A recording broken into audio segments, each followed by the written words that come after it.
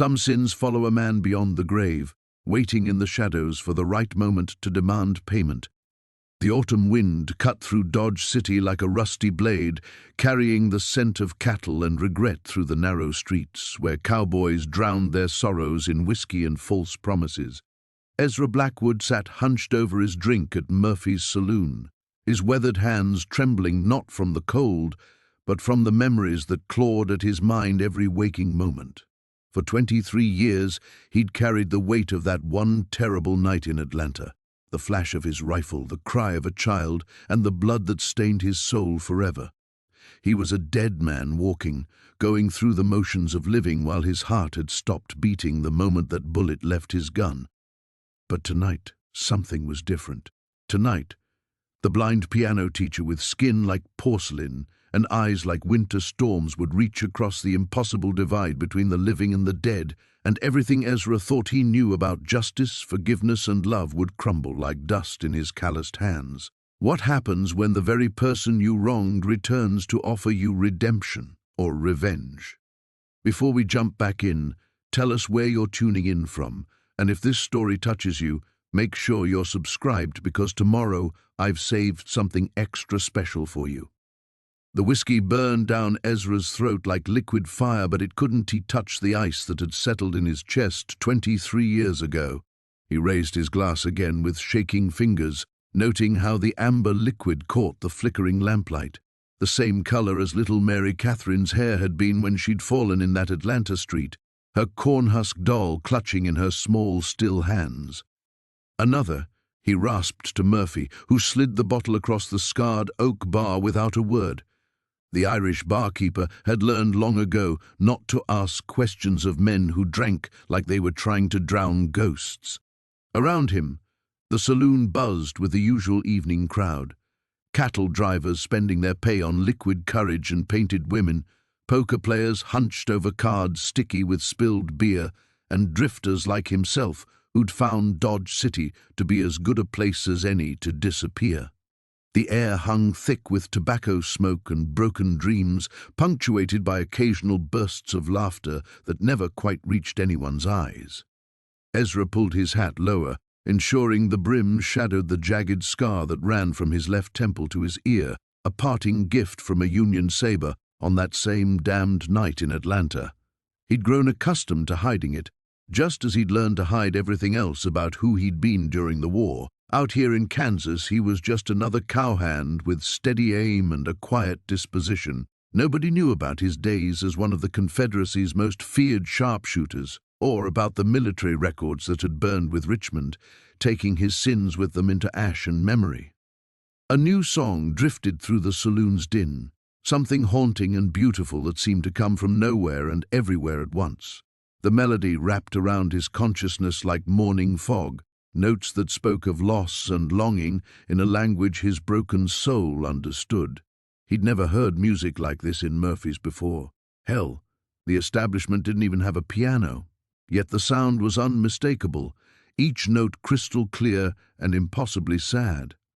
Ezra lifted his head, scanning the crowded room through the haze of smoke and shadows. Near the far wall, partially hidden behind a support beam, sat an upright piano that hadn't been there moments before. The wood gleamed like it had been carved from midnight itself, its surface reflecting the lamplight in ways that made his eyes water. At the bench sat a woman unlike any he'd ever seen. Porcelain skin that seemed to glow with its own inner light, dark hair swept up in an elegant chignon that revealed the graceful curve of her neck, and a dress the color of storm clouds that moved like water when she breathed. Her fingers danced across the keys with impossible precision, coaxing melodies from the instrument that seemed to speak directly to the damaged places in his heart. But it was her eyes that stopped his breath entirely. They were the pale grey of winter ice, beautiful and terrible, staring straight ahead with the unmistakable stillness of blindness. Yet somehow, impossibly, he felt as though she could see straight through him, past his carefully constructed facade and into the rotting core of what he'd become. "You hear that music?" Ezra asked Murphy, not taking his gaze from the mysterious pianist. The barkeeper glanced up from wiping glasses, his weathered face creasing in confusion. "What music?" You mean those cowboys singing off-key by the back table? Ezra's blood turned to ice water in his veins. He looked around the saloon again, noting how none of the other patrons seemed aware of the ethereal melody that filled his ears, how they continued their drinking and gambling and whoring as if nothing had changed. A cattle driver walked directly past the piano without so much as glancing at the woman playing it, his boots passing within inches of her flowing skirt. The music swelled, becoming more complex and heartbreaking with each measure. The blind woman's head tilted slightly, as if she'd heard his conversation with Murphy, and something that might have been a smile ghosted across her full lips. The expression sent a chill racing down Ezra's spine that had nothing to do with the autumn wind seeping through the saloon's walls. He should leave. Every instinct honed by years of survival told him to drop his money on the bar and walk away, to saddle his horse and ride until Dodge City was nothing but dust and bad memory. But the music held him captive, weaving around his consciousness like silk threads, and he found himself rising from his stool instead. His boots felt heavy as lead as he crossed the room, navigating between tables and drunken cowboys who remained blissfully unaware of the impossible scene unfolding before them. With each step, the temperature seemed to drop, his breath beginning to mist in the suddenly frigid air. The scar on his temple began to throb with phantom pain, a reminder of that night in Atlanta when everything had gone so terribly wrong. The blind woman's fingers never faltered on the keys, but her head turned toward him as he approached, those winter-grey eyes fixing on his face with an intensity that made his soul feel naked and exposed. "Beautiful music, miss," Ezra said, his voice coming out rougher than intended. The words seemed to hang in the frigid air between them, and for a moment he wondered if she would respond at all. Her fingers stilled on the keys, the last notes fading into silence that felt heavier than the music itself. When she turned fully toward him, those unseeing eyes seemed to pierce straight through his carefully constructed armor. "Do you think so?" she asked, her voice like silk over steel. Most people can't hear it at all. The simple statement confirmed what he'd already known but hadn't wanted to accept. Ezra's hand instinctively moved toward the Colt at his hip, an old habit from his war days when the impossible usually meant death was coming. But what good were bullets against something that shouldn't exist? "Why can I hear it?" The question escaped before he could stop it, betraying a vulnerability he'd spent decades learning to hide. She smiled then, and it was like watching winter sunrise, beautiful and terrible. "Perhaps because you understand what it means to be haunted." The words hit him like a physical blow. Ezra took a step back, his boots scraping against the wooden floor, but the sound seemed muffled and distant. Around them, the saloon's din continued unchanged. Murphy still wiping glasses, card players arguing over a hand, some cowpoke telling an embellished story about a cattle drive through Indian territory. Normal life proceeding while his world tilted sideways. "I should go," he muttered, but his feet remained planted as if the floorboards had grown roots around them. "Should you?" She tilted her head with curious grace. "Tell me, Mr. Blackwood." Ezra Blackwood. The name felt strange on his tongue, as if saying it aloud in her presence somehow made it more real, more accountable. "Tell me, Mr. Blackwood, what do you have waiting for you out there that's so much better than what's in here?" The question struck deeper than any bullet ever had. What did he have? A bedroll in a boarding house that smelled of other men's desperation? A job driving cattle from one dusty town to another, working for men who paid him just enough to stay drunk, but not enough to forget? Days that blurred together in an endless cycle of riding, drinking, and running from shadows that followed him wherever he went. "Nothing," he admitted, the word tasting like ash. "Nothing at all." She nodded as if this answer satisfied her completely. "Then perhaps you'd do me the courtesy of sitting. It's been some time since I've had proper conversation." Against every instinct screaming warnings in his head, Ezra found himself settling into a chair that definitely hadn't been there moments before. The wood was solid beneath him, real as anything else in the saloon, yet he could see his breath misting in the air around them, while sweat still beaded on the foreheads of men just a few tables away. "You're not from around here," he said, though it wasn't really a question. Everything about her, from her refined speech to the way she carried herself, spoke of education and breeding that didn't belong in a frontier saloon. "No," she agreed, her fingers beginning to move across the keys again, picking out a softer melody that seemed to wrap around his words. "I came to Dodge City to teach piano. There are more families here now, people who want their children to learn refinement despite the rough surroundings." Something in her voice suggested there was more to the story, but Ezra found himself reluctant to press. He'd spent too many years perfecting the art of not asking questions that might lead to uncomfortable revelations about his own past. "Must be good work," he said instead. "Teaching, I mean.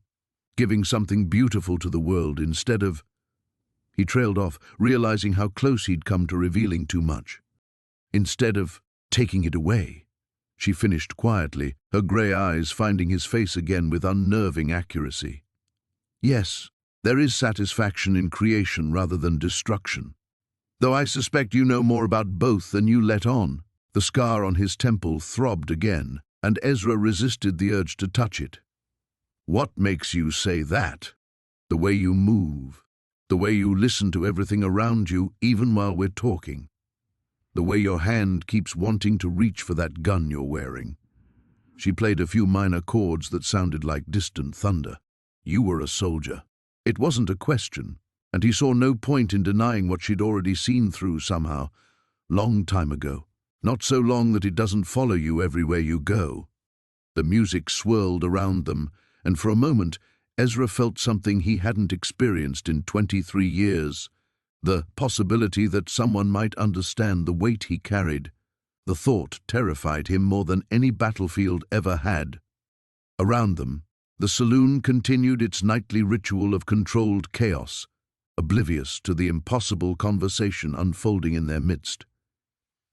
But Ezra found himself wondering if this strange, beautiful woman might be the first person since Atlanta Chapter 2, The Ordinary World.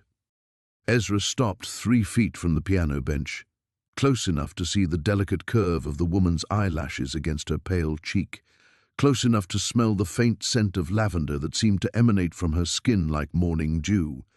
The melody she played shifted, becoming softer, more intimate, as if meant for his ears alone. "You can see me," she said without looking at him, her voice carrying the same ethereal quality as her music. Clear notes that seemed to resonate in his chest cavity. Most people, they walk right through.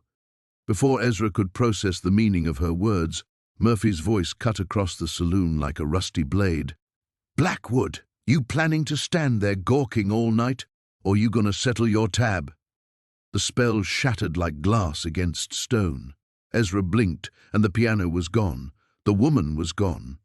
He stood alone beside the support beam, staring at empty floorboards scarred by years of boot heels and spilled whiskey.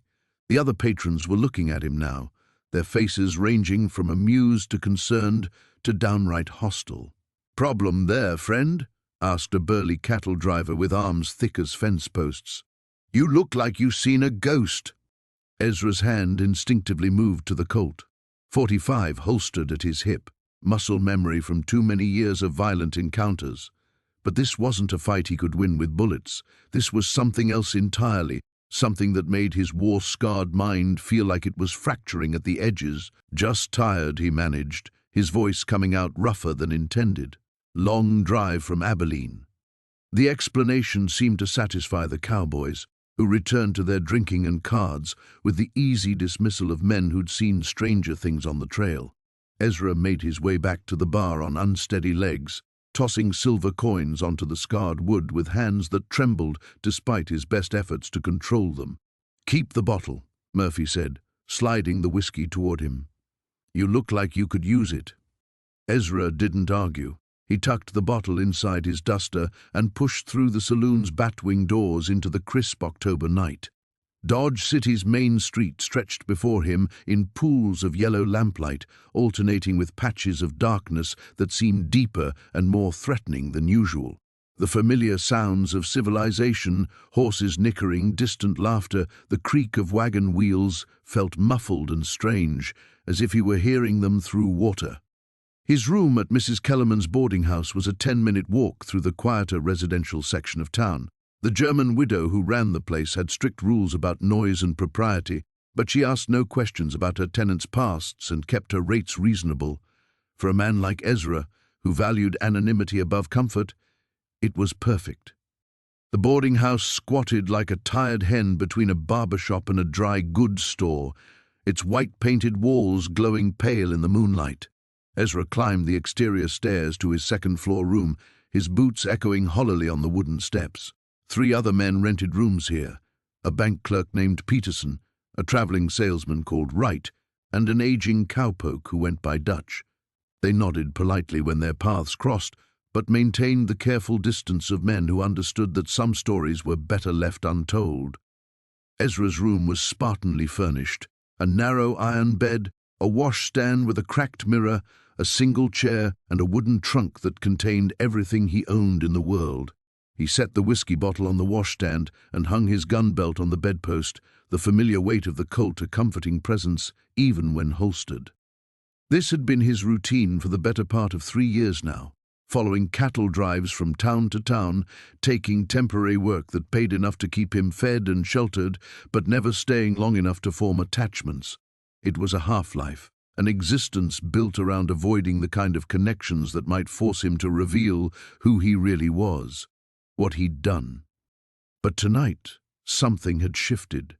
The woman at the piano had looked at him, truly looked at him, with those impossible winter eyes, and for the first time since Atlanta, he'd felt seen. Not the carefully constructed facade of Ezra Blackwood, drifter and cowhand, but the broken remnants of the man he'd been before that terrible night, changed everything. He pulled off his boots and settled into the chair, not bothering to light the oil lamp. The moonlight streaming through his single window was enough to see by, and the darkness felt safer somehow, less likely to reveal the thoughts written across his face.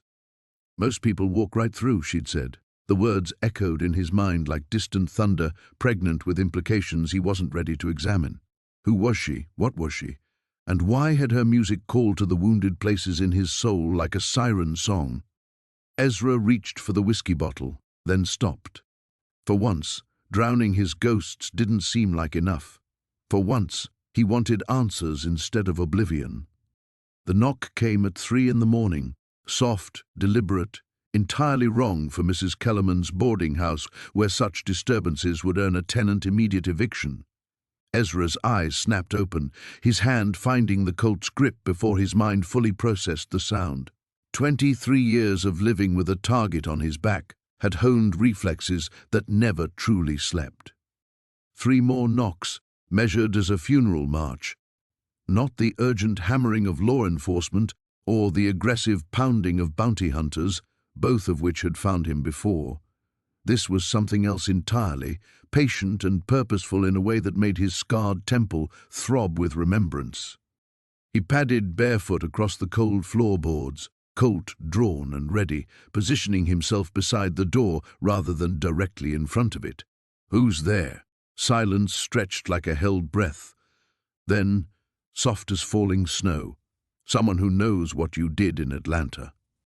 The words hit him like a physical blow, driving the air from his lungs and sending ice water through his veins. Nobody knew. The records had burned with Richmond, the witnesses were dead, and he'd spent over 2 decades ensuring that particular ghost stayed buried. Yet here, in a nothing town in the middle of Kansas, someone had come calling with his deepest secret clutched in their hand, like a loaded weapon. "You've got the wrong man," he said, though his voice betrayed him with its roughness. "Do I, Sergeant Ezra Matthias Blackwood, formerly of the 15th Georgia Sharpshooters? The man they called Dead-Eye until that night in July when your aim finally failed you?" Each word was a nail driven into the coffin of his carefully constructed new life. The details were too precise, too intimate. Only a handful of people had known his full name and unit designation, and every last one of them was supposed to be dead or scattered to the 4 winds. Ezra pressed his back against the wall, gun raised, trying to think through the implications. If someone had tracked him here, if his past had finally caught up with him after all these years, then running was his only option. He'd done it before. Cincinnati, when a traveling journalist had gotten too curious about his accent and scars. Denver, when a former Union officer thought he recognized something familiar in Ezra's walk. Each time, he'd vanished like smoke, leaving behind nothing but unpaid rent and half-finished conversations. But this felt different. This felt final. "What do you want?" he asked. "I want you to open the door, Ezra. I want you to see what your bullet wrought." Something in the voice, a cadence, a particular way of shaping vowels, tugged at his memory like a fishhook. He'd heard it before, recently, though the context escaped him. Female, educated, carrying the faint trace of an accent he couldn't quite place. Against every survival instinct screaming warnings in his head, Ezra found himself reaching for the door handle. His rational mind catalogued all the reasons this was suicide. He was partially dressed, cornered with no escape route, facing an unknown threat in unfamiliar territory. But something deeper, some wounded part of his soul that had been festering for over 2 decades, needed to see who had come to collect his long-overdue debt. The hallway was empty. Ezra stepped into the corridor, bare feet silent on the worn runner, Colt tracking left and right as he searched for any sign of his midnight visitor. Nothing. Mrs. Kellerman's boarding house slumbered on, undisturbed by whatever impossible conversation had just taken place. Even the floorboards, which creaked at the slightest provocation during daylight hours, remained silent. An envelope lay on the floor where someone should have been standing. His name was written across the front in elegant script that seemed to shimmer in the pale moonlight filtering through the hallway's single window. Ezra picked it up with trembling fingers, noting how the paper felt cold as winter ice despite the October warmth that still clung to the evening air. Inside, a single sheet bore 3 lines written in the same ethereal hand. The girl's name was Sarah Elizabeth Morrison. She would have been 31 this Christmas. "Tomorrow night, Murphy's Saloon. Come alone." The paper slipped from his nerveless fingers, drifting to the floor like a fallen leaf. Sarah Elizabeth Morrison. He'd never known her name, had never wanted to know it. She'd been a shadow glimpsed through a rifle scope, a small figure darting between burning buildings, in the chaos of Sherman's advance. His orders had been clear: eliminate the Confederate sniper using civilians as cover from the church bell tower. The shot had been perfect, threading between narrow windows with mathematical precision, but she'd moved. 1 step, 2 at most, putting her directly in the bullet's path. Ezra sank to his knees in the empty hallway, 23 years of carefully suppressed grief crashing over him like a dam burst. The child's name echoed in his mind, each syllable a judgment he'd been running from since the moment she'd fallen. Tomorrow night, Murphy's Saloon. He had a choice to make. Ezra remained on his knees in the hallway until dawn crept through the window, painting the walls in shades of grey that matched the ashen taste in his mouth. When Mrs. Kellerman's footsteps began echoing from the kitchen below, he finally forced himself upright and retreated to his room, locking the door behind him with hands that still trembled.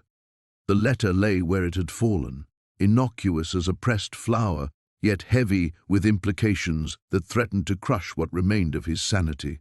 Sarah Elizabeth Morrison. The name carved itself deeper into his consciousness with each repetition, a brand that burned hotter than the scar on his temple. He dressed mechanically, worn denim, cotton shirt, the leather vest that had stopped more than one knife in more than one saloon brawl. His fingers hesitated over the gun belt, then strapped it on with grim determination. Whatever waited for him at Murphy's Saloon tonight, he wouldn't face it unarmed. The day stretched before him like a prison sentence. Ezra wandered Dodge City's streets with no destination in mind, trying to outpace thoughts that pursued him like wolves. He bought coffee he couldn't taste, sat in the barber shop without getting a shave, stood outside the telegraph office for 20 minutes, composing messages he'd never send. To whom would he write? What would he say? "Dear sir, a ghost knows my name, and I'm afraid she's come to collect." The rational part of his mind, The calculating sniper's brain that had kept him alive through 4 years of war and 2 decades of running insisted there had to be a logical explanation. Someone had discovered his real identity through careful research, perhaps a journalist or detective tracking Confederate veterans for some exposé about war crimes. The mysterious woman at the piano was their Confederate, trained to unnerve him with theatrical nonsense about ghosts and supernatural visitation. But rationality crumbled against the memory of her touch on his scar, ice-cold fingers tracing damage no living person had ever seen. The way she'd looked at him without looking at him, those winter-grey eyes focused on something beyond physical sight, the piano that had vanished the moment Murphy spoke, leaving nothing but empty floorboards and the lingering echo of melody. As afternoon faded toward evening, Ezra found himself standing across from Murphy's saloon, watching lamplight spill from its windows onto the dusty street. Normal people moved in and out, cowboys ending their workday, townspeople seeking liquid comfort after long hours in shops and offices. None of them carried the weight he bore, the crushing certainty that tonight would shatter whatever fragile peace he'd managed to construct from the wreckage of his former life. He could leave. The thought whispered through his mind like temptation itself. His horse was stabled at Henderson's livery. His few possessions could be packed in 10 minutes. By midnight he could be 20 miles away, following familiar patterns that had kept him safe for years. Dodge City would become another name on the growing list of places he could never return to, another chapter in his endless book of escape and evasion. But where would he run that Sarah Elizabeth Morrison's ghost couldn't follow? What frontier was vast enough to outpace the judgment he'd been fleeing since that terrible night in Atlanta? He'd tried alcohol, distance, violence, isolation, every form of absolution except the one that mattered. He'd tried everything except facing what he'd done. The scar on his temple throbbed in rhythm with his pulse, a metronome marking time toward an appointment he'd been avoiding for over 2 decades.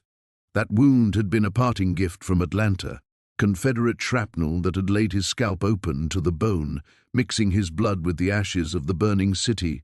The army surgeon who'd stitched him back together had told him he was lucky to be alive. Lucky. As if living with what he'd done could be called luck. Full darkness settled over Dodge City like a funeral shroud, and still Ezra stood motionless across from the saloon. Piano music drifted from within, not the ethereal melodies that had haunted him last night, but the cheerful ragtime of Murphy's regular performer, a balding man named Chester who played for whiskey money and laughed too loudly at his own jokes. Come alone, the letter had specified, as if he had allies to bring, friends who might stand beside him when accounts came due. The loneliness of that realization cut deeper than fear. 23 years of self-imposed exile had achieved exactly what he'd intended: perfect isolation, complete disconnection from anything that might anchor him to hope or happiness or human connection. Perhaps that was his real crime. Not the single moment when his bullet found the wrong target, but the 2 decades he'd spent afterward choosing emptiness over atonement, choosing the comfortable numbness of running over the terrible courage required to stand still and face judgment. The saloon's doors swung open, releasing a burst of laughter and lamplight into the night. Ezra took a deep breath, tasting dust and autumn and the faint scent of lavender that shouldn't have been possible. Time to stop running. Ezra's boots carried him across the street with the measured pace of a condemned man walking to the gallows. Each step felt heavier than the last, as if the very earth was trying to hold him back from whatever revelation awaited inside Murphy's saloon.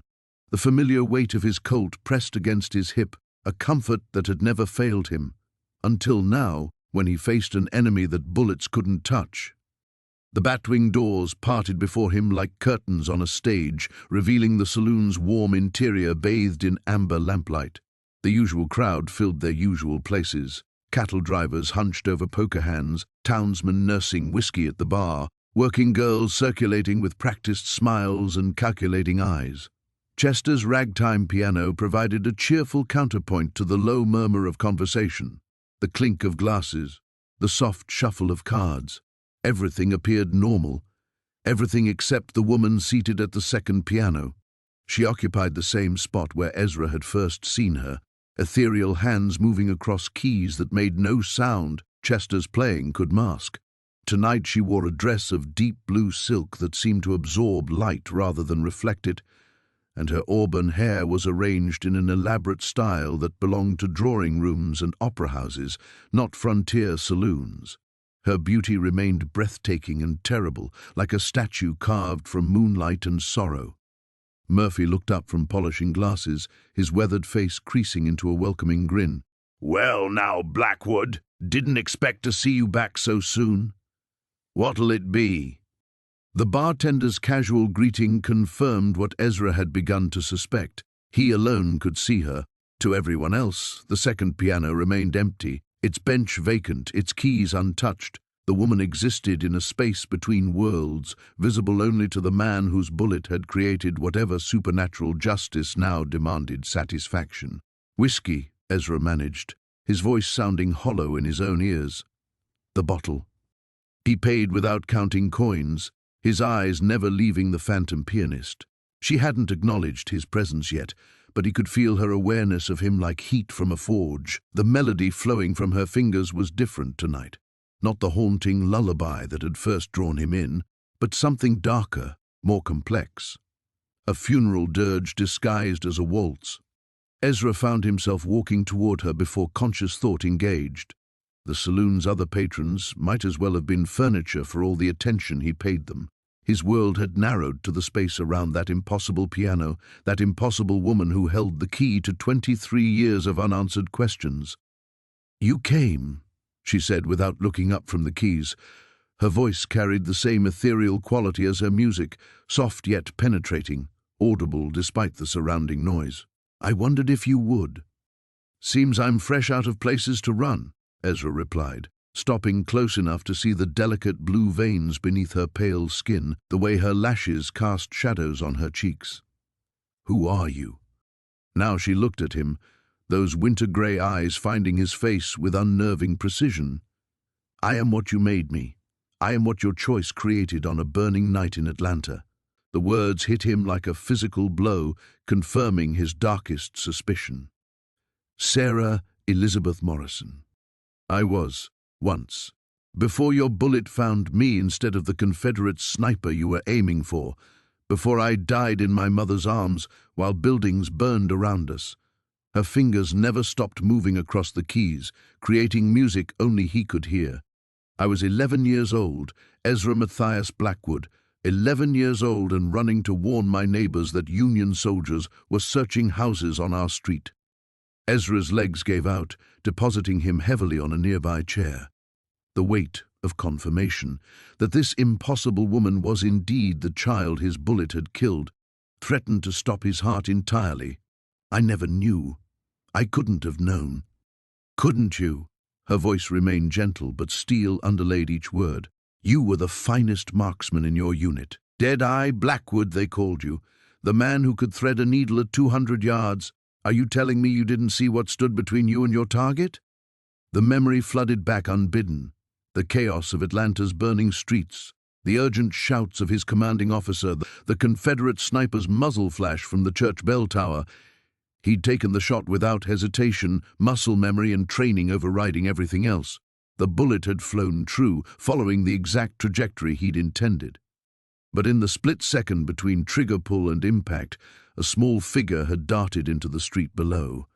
Sarah Elizabeth Morrison, carrying warning to her neighbors, placing herself unwittingly in the path of Union justice. "I saw," he whispered, the admission tearing from his throat like broken glass. "God help me. I saw her move into the line of fire, and I couldn't stop the bullet."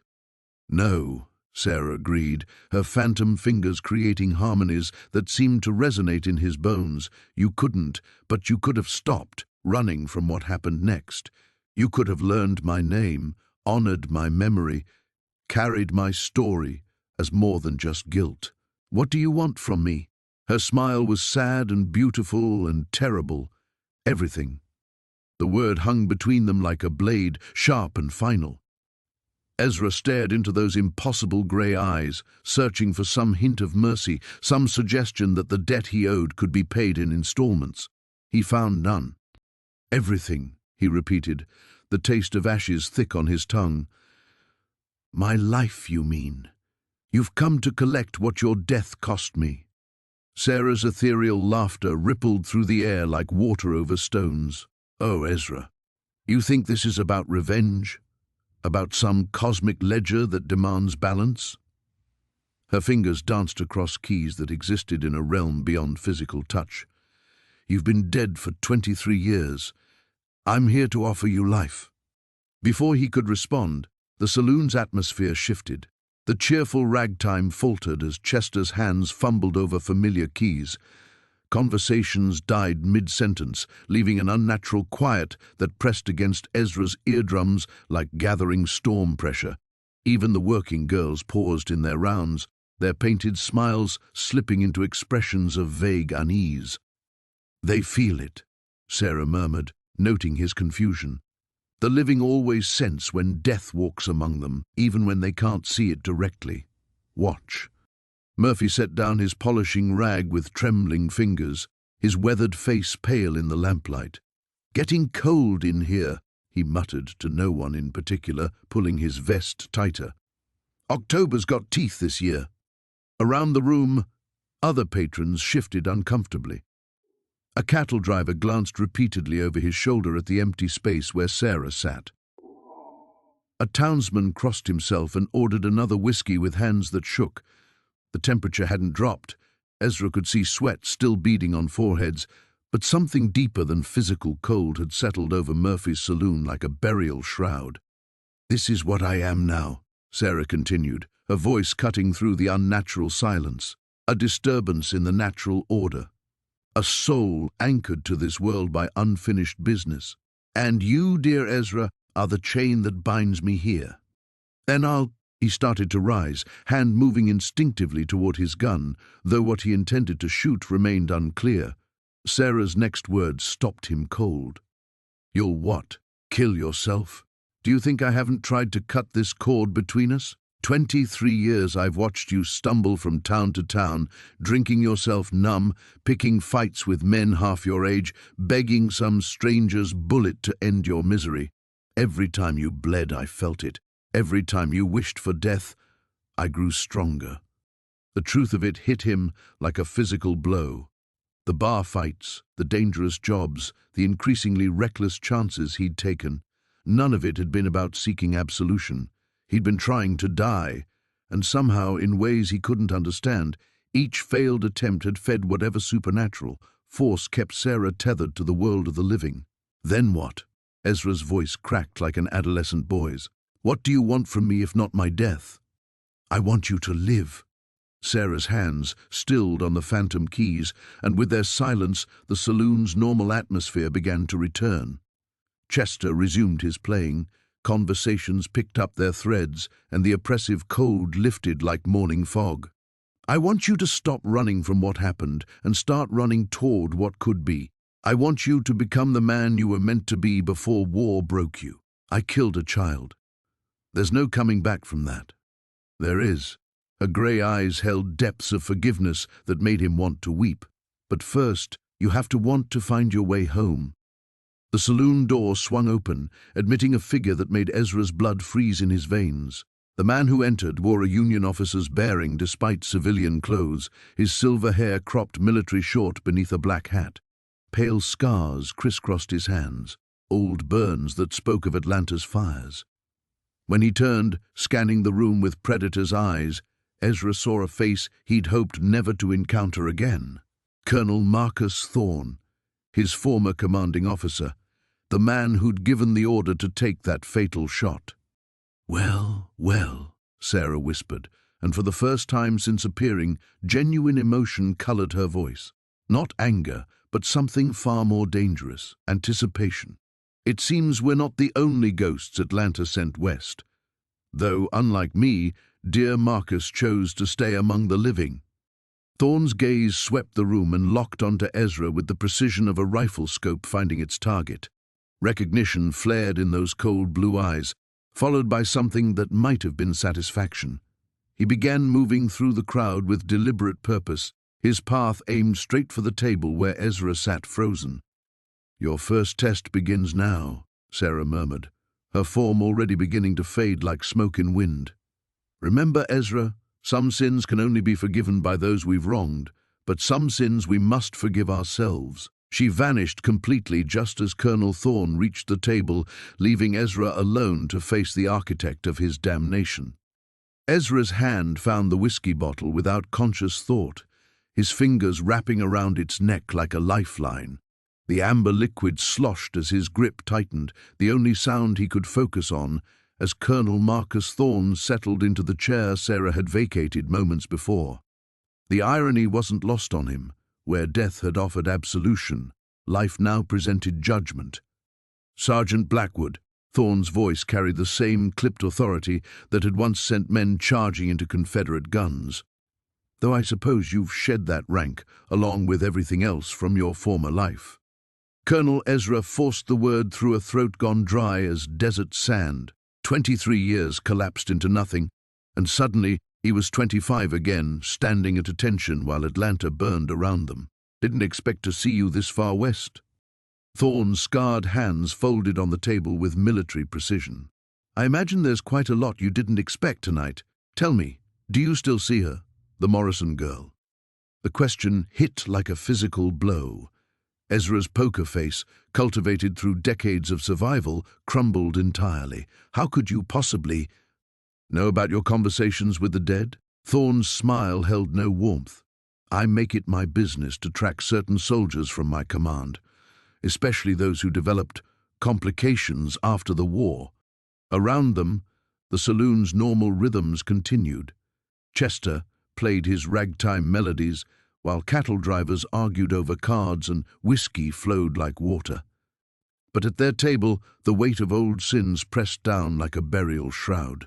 Ezra could feel other patrons giving them unconscious birth, some primitive instinct warning them away from whatever darkness had taken root in their corner. "You've been watching me." It wasn't a question. "For years. Denver, Santa Fe, Abilene. Did you think your reputation went unnoticed? Dead-eye Blackwood, fastest gun in whatever town would have him, picking fights with increasingly dangerous men." Thorne leaned forward, his pale eyes reflecting lamplight like winter ice. "A man doesn't survive what you've survived without help or without purpose." The bottle trembled in Ezra's grip. "What purpose? I'm a drunk and a drifter." "You're a weapon that lost its target." Thorne's voice dropped to barely above a whisper. "But weapons can be reacquired, redirected, especially when their wielder knows exactly which ghosts drive them. Speak plain." "The Morrison shooting was no accident, Sergeant. You were the finest marksman in the army. You didn't miss your intended target. You hit exactly what I needed you to hit." The words landed like artillery shells, each one devastating Ezra's understanding of that terrible night. His vision blurred at the edges as memory reshuffled itself into new, horrifying patterns. The urgent orders, Thorne's specific positioning instructions, the way his commanding officer had watched through field glasses as Ezra lined up the shot. "You knew she was there," Ezra breathed. A rebel family harboring Confederate intelligence. The girl was carrying coded messages to enemy sympathizers. "Your bullet prevented information from reaching General Hood's forces, information that would have cost Union lives." Thorne's expression remained granite steady. "You saved American soldiers, Sergeant. You did your duty." She was 11 years old. She was an enemy combatant. Steel-edged Thorne's voice. "And her death haunts you precisely because you're the kind of man who can be trusted with necessary choices, the kind of man who takes responsibility, who carries the weight so others don't have to." Ezra's free hand moved to his temple, fingers tracing the scar that throbbed in rhythm with his heartbeat. Sarah's ice-cold touch seemed to linger there, a phantom sensation that made Thorne's words feel like blasphemy. She was warning neighbors about house searches. Nothing more. Was she? Or is that what her ghost tells you, because the truth would shatter what's left of your sanity? Thorne reached inside his coat, producing a leather portfolio that looked older than the war itself. I have documents, Sergeant. Confederate communications intercepted before your shot ended their delivery route. Would you like to see what Sarah Elizabeth Morrison was really carrying that night? The portfolio sat between them like a coiled snake. Ezra stared at it, knowing that whatever lay inside would either damn him completely or offer a salvation he wasn't sure he could survive. Around them, the saloon continued its nightly dance of vice and camaraderie, oblivious to the reckoning unfolding at the corner table. "What do you want from me, Colonel?" Thorne's smile returned, sharp as a cavalry saber. "There are other ghosts that need putting to rest, Sergeant. Other necessary choices that require a man of your particular skills and motivations. Men who've forgotten what they owe to the Union cause. Men who need reminding that some debts never expire." The portfolio seemed to pulse with malevolent life. Ezra's scarred temple throbbed harder, and for just a moment he could swear he felt Sarah's presence, not visible, but there nonetheless. Watching from whatever space existed between the living and the dead. "One choice," Thorne continued softly. "Learn the truth about Atlanta, or spend eternity haunted by lies." Ezra's hand hovered above the leather portfolio like a man reaching for a rattlesnake. The aged document case seemed to radiate malevolence in the lamplight, its brass clasps tarnished black with decades of secrets. Every instinct screamed at him to walk away, to leave Thorne's revelations buried with the Confederate dead. But Sarah's presence pressed against the edges of his consciousness, a spectral weight that demanded answers. 23 years, he whispered, his voice barely audible above Chester's piano. 23 years of nightmares, and you're telling me it was all orchestrated? Thorne's scarred fingers drummed against the table with military precision. The war required difficult choices, Sergeant. Men of vision had to see beyond individual casualties to the greater good. Your shot saved dozens of Union soldiers, perhaps hundreds, by murdering a child, by eliminating a Confederate courier. Thorne's eyes hardened to winter steel. The girl was expendable. You were not. The words hit Ezra like physical blows, each syllable reshaping 23 years of guilt into something far more complex and terrible. If Sarah had truly been carrying intelligence, if her death had served some greater purpose, then what did that make of his torment? What did it make of her ghostly appearances, her ethereal forgiveness? His hand closed on the portfolio despite every rational thought screaming against it. The leather felt warm under his fingers, as if it contained living flesh rather than aged parchment. As he lifted the clasp, the saloon around them seemed to dim, shadows gathering at the edges of his vision like vultures sensing carrion. Inside, yellowed documents bore the Confederate seal and script so faded it looked written in blood. Ezra's eyes struggled to focus on the cramped handwriting, but certain words leaped out with terrible clarity. Route confirmed through Morrison House. Union patrols avoided using Gurla's messenger. Next delivery, October 12th. No. The word escaped him like a prayer, desperate and futile. This is fabricated. You're lying. Read the date. Sergeant Thorne leaned forward, his pale scars catching the lamplight. October 11th, 1864, the night you fired that shot. These documents were intercepted from a dead Confederate officer 3 days later, confirming what our intelligence had suspected all along. Ezra's vision blurred as the implications crashed over him. Sarah Elizabeth Morrison, 11 years old, innocent, carrying warnings to her neighbors, had also been Sarah Elizabeth Morrison, Confederate courier, carrying intelligence that could have killed Union soldiers. Both truths existed simultaneously, like a photograph exposed twice, creating an image that made no sense when viewed whole. You used me. His voice cracked with the weight of understanding. You positioned me where I could see her. You gave me orders knowing I'd take the shot regardless of who stood in the way. I gave you an opportunity to serve your country.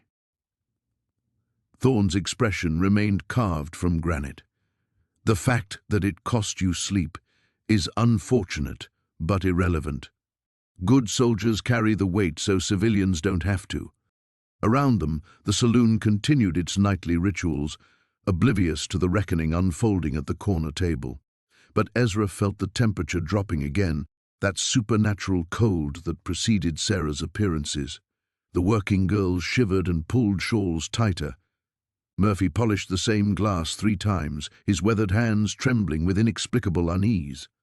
She materialized slowly, like morning fog condensing into human form. Sarah stood behind Thorne's chair, her ethereal fingers resting on his shoulders with gentle possessiveness. The colonel couldn't see her, but his military bearing faltered slightly, some primitive instinct recognizing the presence of something beyond the natural world. "Truth is more complex than guilt or innocence," Sarah said softly, her grey eyes fixed on Ezra's face. "I carried those messages, yes, but I also warned my neighbors. I was a child pressed into service by adults who thought children couldn't be held accountable for war's necessities." Thorne continued speaking, unaware of the ghost hovering inches behind him. "The point is, Sergeant, you've proven yourself capable of making the hard choices. There are others who need to face similar reckonings. Confederate sympathizers who've grown comfortable in their post-war prosperity. Men who need reminding that some debts follow you across decades. You want me to kill for you?" The portfolio slipped from Ezra's nerveless fingers, scattering documents across the table like autumn leaves. "I want you to serve justice, to put your particular talents towards settling accounts that the law can't touch." Thorne's smile returned, sharp as a cavalry saber. "In return, I can offer you what you've sought for 23 years, absolution, official recognition that your actions in Atlanta served the greater good." Sarah's ethereal hand moved to Ezra's temple, her ice-cold fingers tracing the scar that had marked him since that terrible night. Where she touched, clarity bloomed like sunrise after endless darkness. He understood now why she'd appeared, why his guilt had summoned her across the boundary between life and death. "Choose carefully," she whispered, her voice audible only to him. "This moment determines not just your fate, but mine, and the fate of every soul Colonel Thorne would have you send to judgment." The weight of decision settled on Ezra's shoulders like a burial shroud, heavier than 23 years of guilt, heavier than war itself. Ezra stared at the scattered documents, Confederate intelligence reports bleeding their secrets across Murphy's scarred table like spilled wine. 23 years of carefully constructed guilt crumbled beneath the weight of Thorne's revelation, leaving nothing but the terrible understanding that truth wore many faces, and none of them offered the clean absolution he'd imagined. "I need time to think," he said finally, his voice hollow as a church bell. Thorne's smile sharpened. "Time is a luxury neither of us can afford, Sergeant. My employers expect results within the week." He reached into his coat again, producing a second, smaller envelope sealed with black wax. "Your first assignment. A former Confederate colonel named William Hayes. He's built quite the cattle empire using Union supply routes he sabotaged during the war, information that cost good men their lives." Sarah's ghostly presence intensified behind Thorne, her ethereal form becoming more solid, more real. For the first time since her appearances began, other patrons began to take notice. The working girl at the far table stopped mid-laugh, her painted face turning toward their corner with dawning horror. Chester's fingers stuttered on the keys, missing notes as his eyes tracked something that shouldn't exist. "You feel it too, don't you, Marcus?" Sarah's voice carried a new quality, not the gentle melancholy that had marked their previous encounters, but something harder, more dangerous. The cold, the weight of accumulated sins pressing down like winter snow. Thorne's hand trembled almost imperceptibly as he pushed the sealed envelope across the table. "Hayes runs cattle through Deadwood, isolated territory perfect for a hunting accident. All you need to do is—" "I can see her." The words escaped Ezra before he could stop them. Around the saloon, conversations died as if someone had fired a gun into the ceiling. Even the piano fell silent, leaving only the whisper of wind through poorly chinked walls. Thorne's pale eyes narrowed. "See who, Sergeant?" "The girl I killed. Sarah Morrison. She's standing right behind you." Ezra's voice carried across the sudden hush like a funeral bell. "She's been appearing to me for months, trying to tell me something I was too drunk and too guilty to understand." The colonel's face went white beneath his military tan. His scarred hands gripped the table edge as he fought to maintain composure, but Ezra could see the cracks forming in his granite facade. "You're having delusions. Combat fatigue, whiskey rot. She says you knew exactly where she'd be that night, that you positioned me specifically because you needed someone good enough to make the shot and decent enough to carry the guilt." Ezra stood slowly, his hand moving instinctively toward his gun. "She says there were other ways to stop those messages, but you chose the way that would break me because broken men make better weapons." Sarah moved around the table like morning mist, her ethereal fingers trailing across surfaces that registered her touch with supernatural cold. Where she passed, frost formed on whiskey glasses and poker chips. The working girls huddled together, whispering prayers in languages their clients had never heard them speak.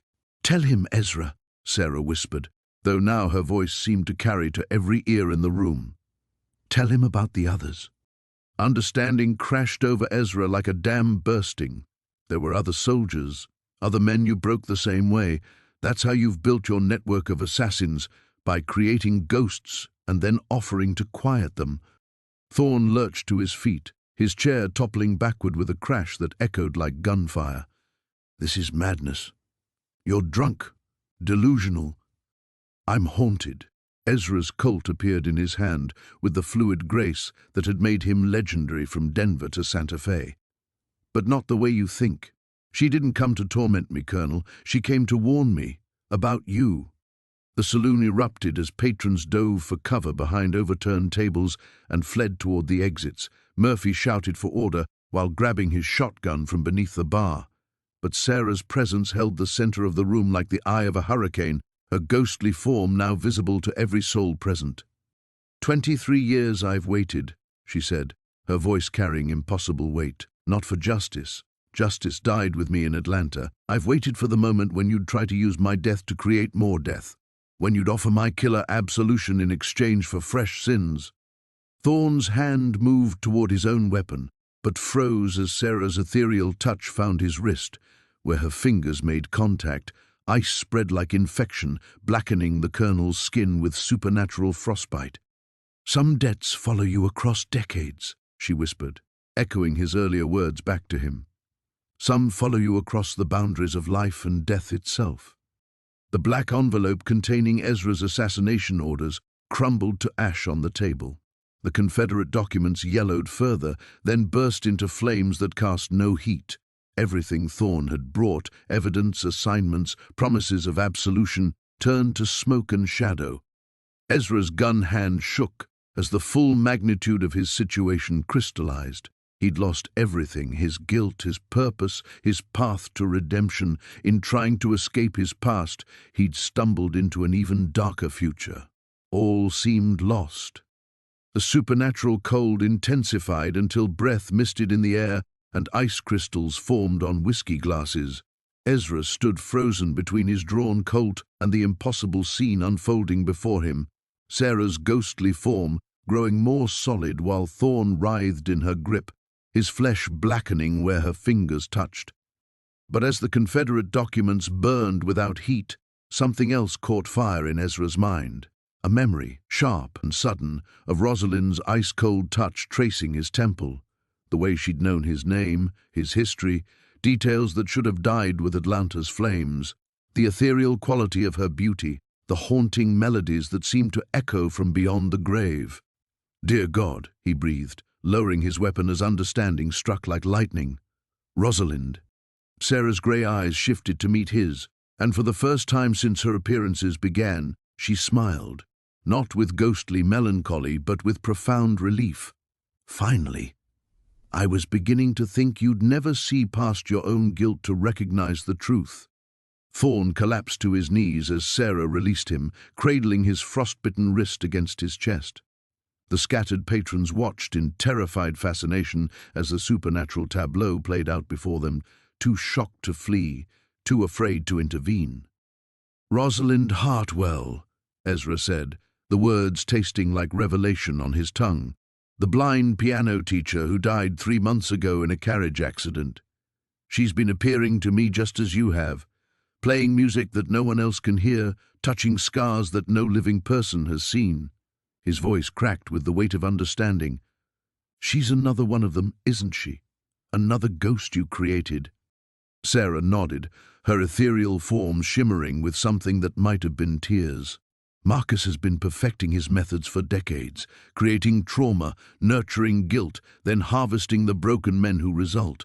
But the dead remember everything, and we talk to each other across the veil. The pieces fell into place like dominoes tumbling in sequence. Rosalind's impossible knowledge of his past, her appearance in Dodge City so soon after his arrival, the way she'd known exactly what to say to reach past his defenses. She hadn't been haunting him, she'd been protecting him, preparing him for this moment when Thorn would finally reveal himself. How many? Ezra's voice was barely a whisper, but it carried clearly through the supernatural stillness. How many men have you broken? How many ghosts have you created? Thorn struggled to his feet, his face a mask of pain and fury. You understand nothing about the necessities of justice, about the prices that must be paid to preserve order in a world gone mad with 17. Sarah's voice cut through his words like winter wind through autumn leaves. 17 men over 23 years. Soldiers, lawmen, anyone with the skills Marcus needed and the conscience to be broken by using those skills on innocents. She gestured toward the crumbling documents. The evidence was always fabricated. The Confederate intelligence, the supposed justifications, all of it lies designed to create weapons from decent men. Ezra's colt trembled in his grip as rage and revelation warred within him. For 23 years, he'd carried the weight of Sarah's death like a cross, believing himself a child killer haunted by justified guilt. But the truth was far more monstrous.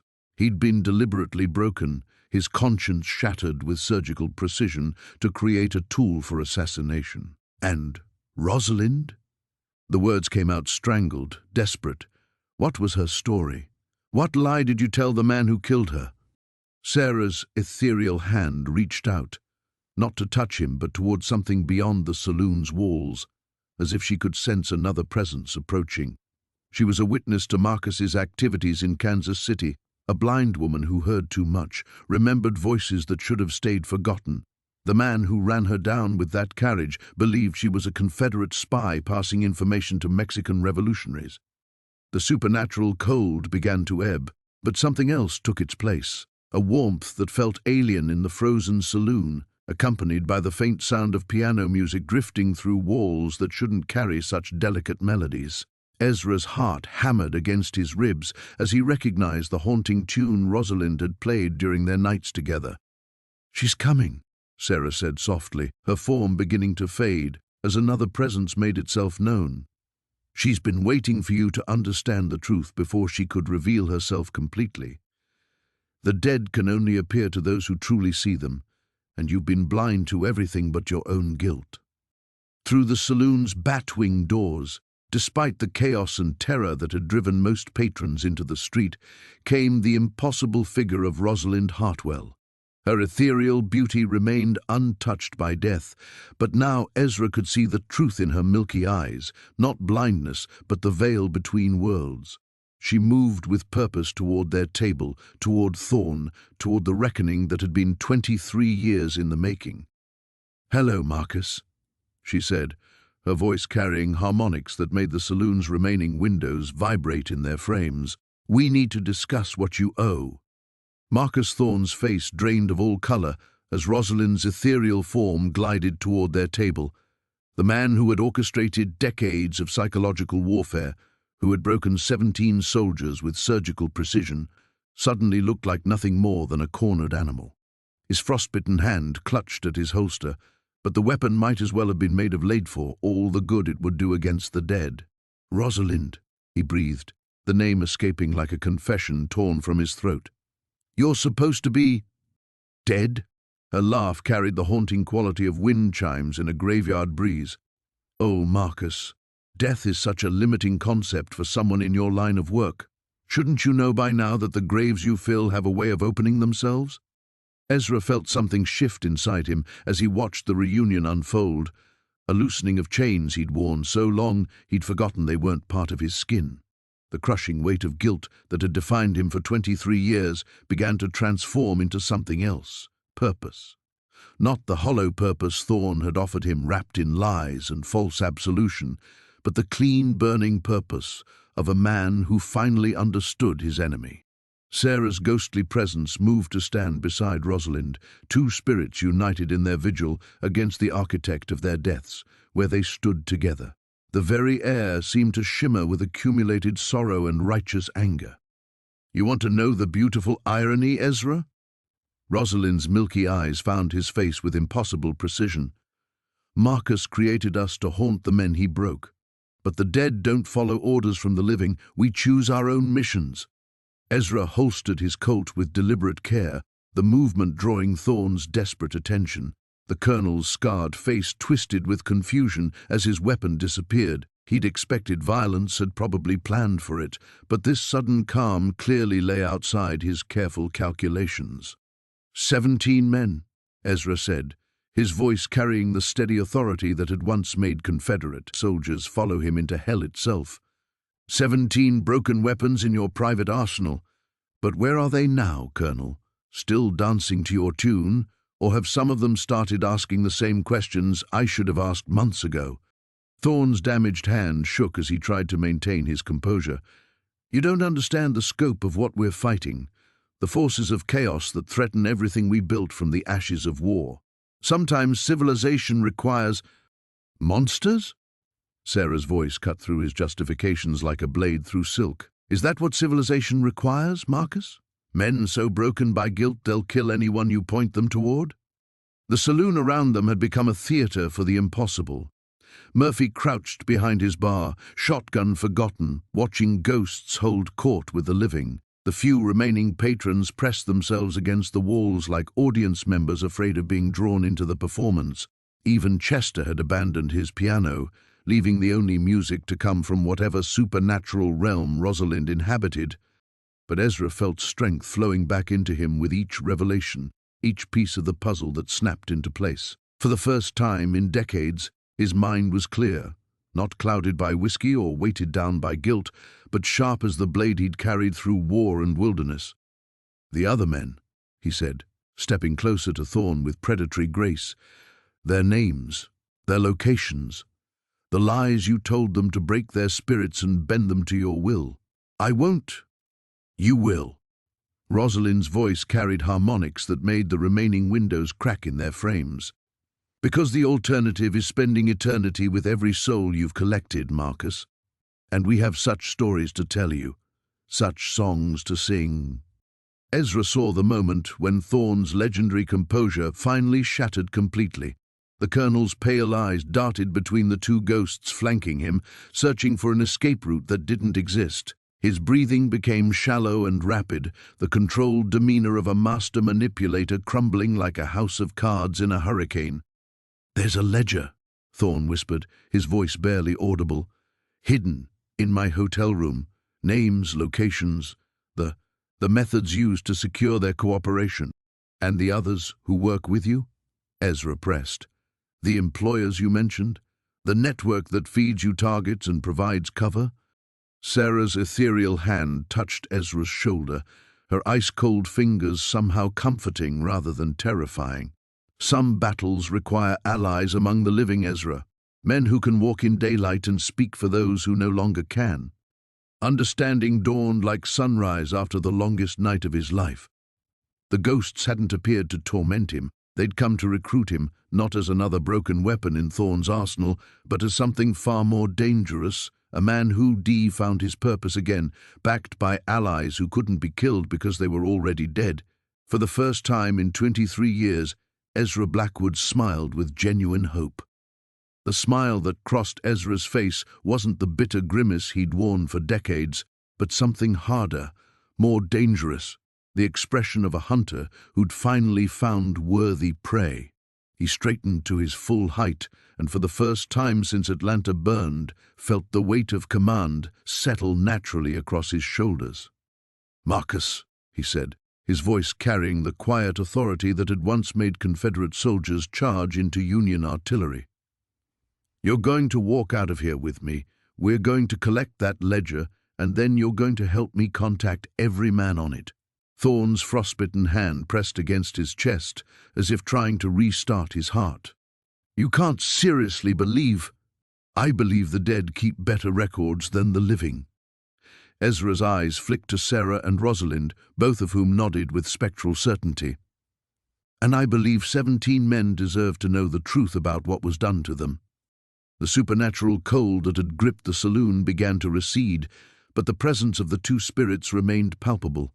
Murphy slowly emerged from behind his bar, shotgun cradled in trembling hands, while the scattered patrons watched the impossible scene with the fascination of men witnessing history remake itself. Thorne struggled to his feet, his legendary composure now nothing but scattered fragments.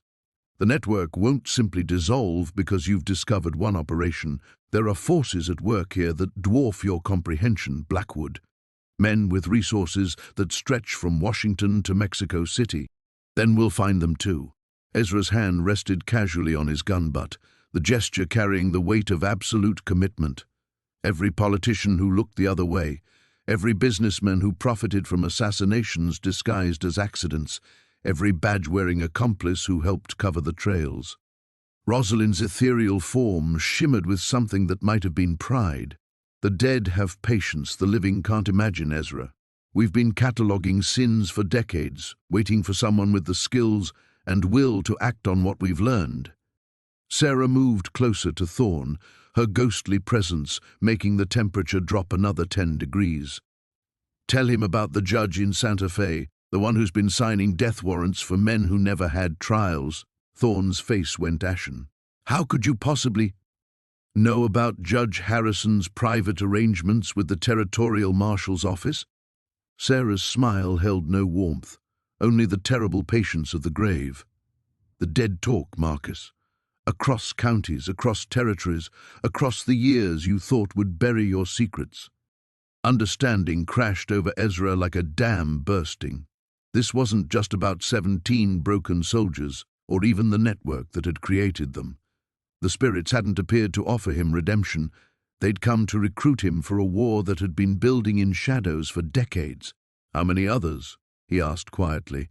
"How many spirits are waiting for justice?" Rosalind's milky eyes seemed to look through him into some vast distance. "Enough to populate a city, if the living could see us all. Witnesses, threats to the network, inconvenient consciences, all silenced, all waiting." The piano in the corner began to play itself, keys depressing under invisible fingers to produce a melody that spoke of loss and longing and the terrible weight of unfinished business. The few remaining patrons fled at this final supernatural manifestation, leaving only Ezra, Thorne, and the ghosts to witness what came next. Ezra felt the last vestiges of his old life, the guilt, the whiskey-soaked surrender, the broken shell of the man he'd become, fall away like a snake shedding skin. What remained was something harder, more focused. Not the weapon Thorne had tried to forge, but the righteous instrument of justice the dead had been waiting for. "The consequences are already set in motion," he told Thorne, his voice carrying the finality of a closing coffin lid. "Every man you broke will learn the truth. Every victim will be avenged. Every conspirator will face judgment." Thorne's pale eyes darted toward the saloon's exits, calculating odds and escape routes with the desperate efficiency of a cornered predator. "You have no idea what you're setting in motion. The chaos that will follow will be cleaner than the order you've built on graves." Ezra drew his Colt with fluid grace, not pointing it directly at Thorne, but letting its presence speak volumes. "Now we're going to collect that ledger, and then you're going to help me write some very specific letters." As they moved toward the batwing doors, Sarah and Rosalind flanked them like honor guards escorting a prisoner to judgment. The supernatural presence that had transformed the saloon into a courtroom followed them into the night, where Ezra could sense other spirits gathering in the shadows, decades of victims finally seeing their chance for justice. The final confrontation wasn't just looming anymore. It had already begun, and Ezra Blackwood had chosen his side in a war between the living and the dead. The October wind cut through Dodge City's main street like a blade, carrying with it the whispers of the restless dead. As they stepped from the saloon into the night, Ezra felt the weight of spectral eyes upon them, not just Sarah and Rosalind, but dozens of other presences materializing from shadows and doorways. The spirits of Thorne's victims had been waiting, and now they emerged like smoke given form, their ethereal shapes lining the boardwalks in a ghostly honor guard. Thorne stumbled between Ezra and his supernatural escorts, his breathing shallow and ragged. The man who had orchestrated decades of psychological warfare now looked like nothing more than prey being driven toward inevitable slaughter. His frostbitten hand clutched at his chest, and sweat beaded on his forehead despite the autumn chill. "The hotel," he whispered, pointing with a trembling finger toward the three-story structure that dominated the end of the street. "Third floor, room 12. But as they approached the building, Ezra sensed something shifting in the supernatural atmosphere around them. The gathered spirits grew agitated, their forms flickering with increasing intensity. Sarah's ethereal hand found his shoulder again, her ice-cold touch carrying urgent warning. "Something's wrong," she breathed, her voice barely audible above the wind.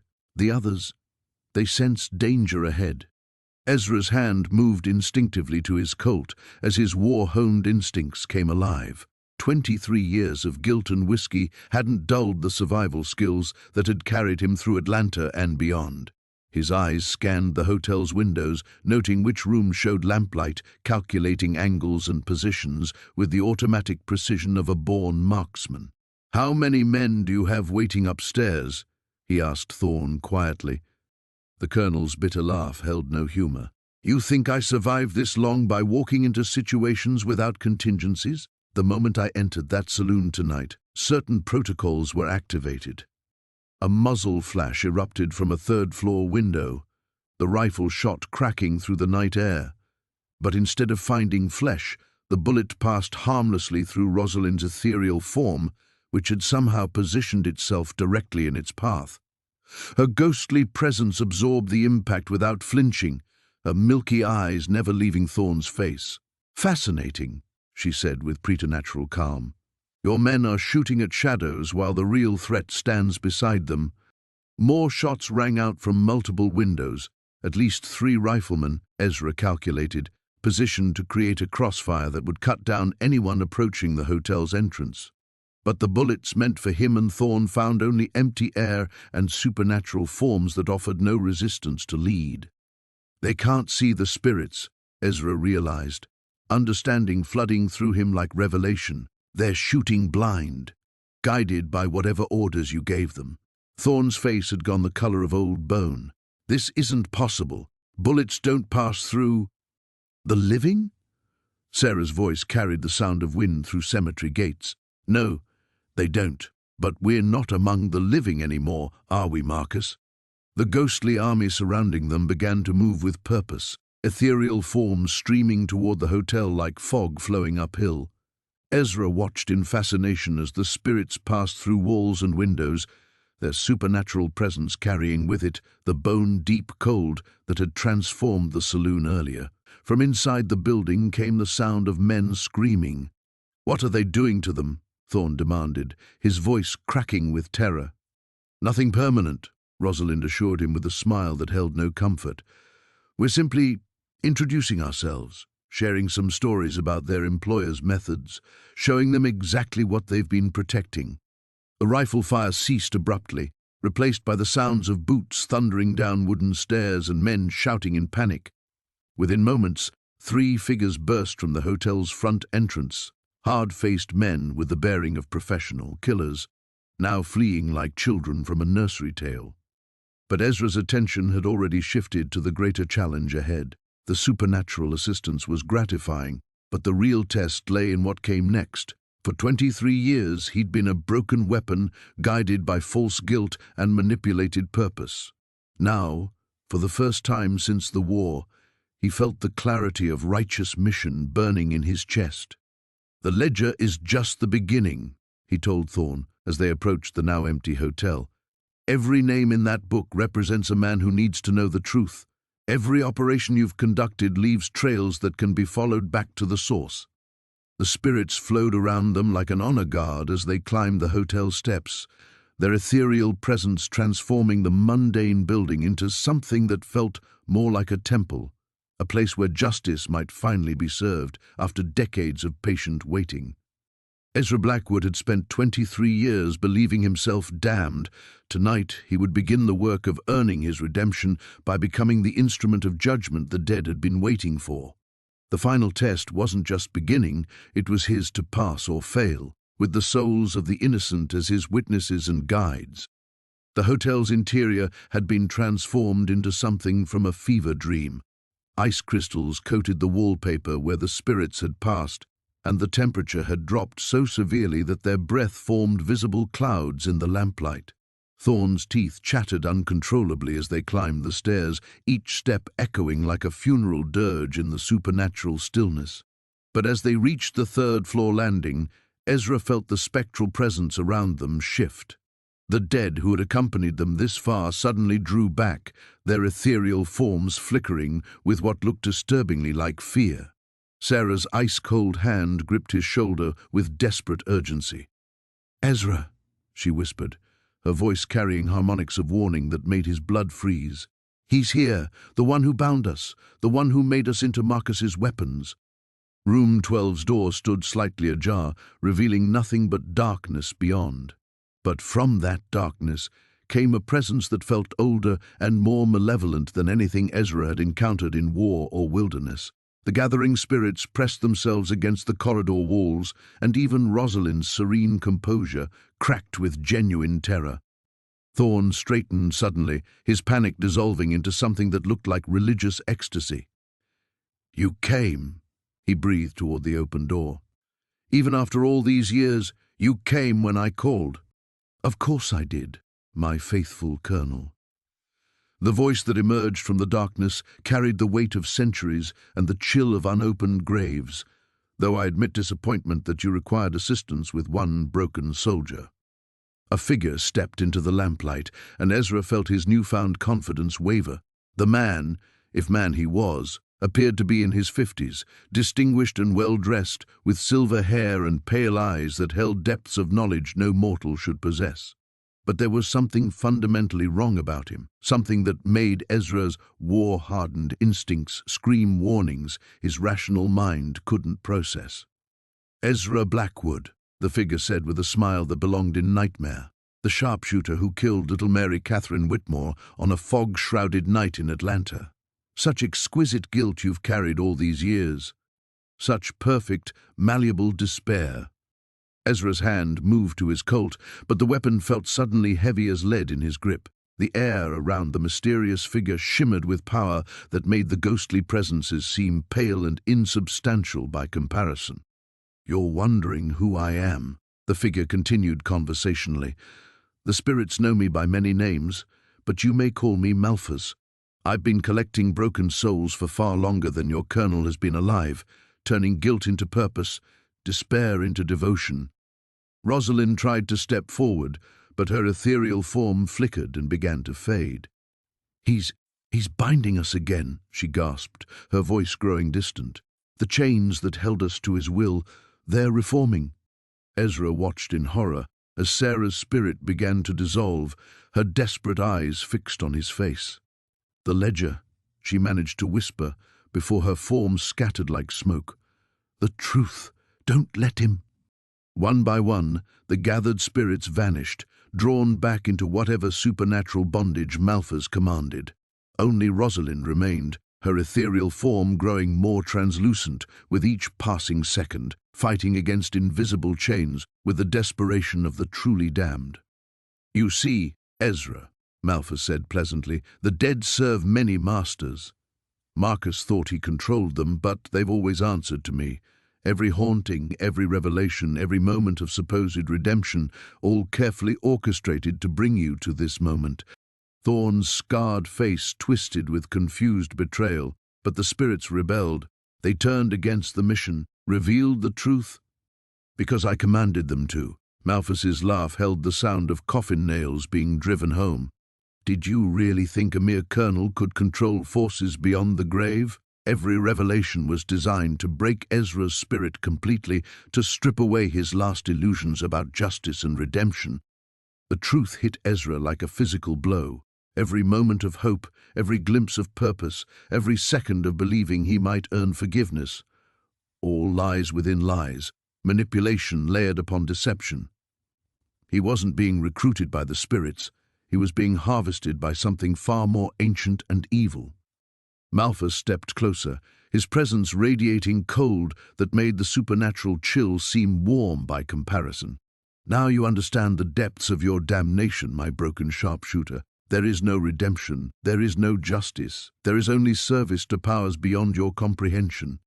Ezra felt the last vestiges of his sanity begin to crack under the weight of cosmic despair. His gun hand shook as the fundamental foundations of reality shifted around him.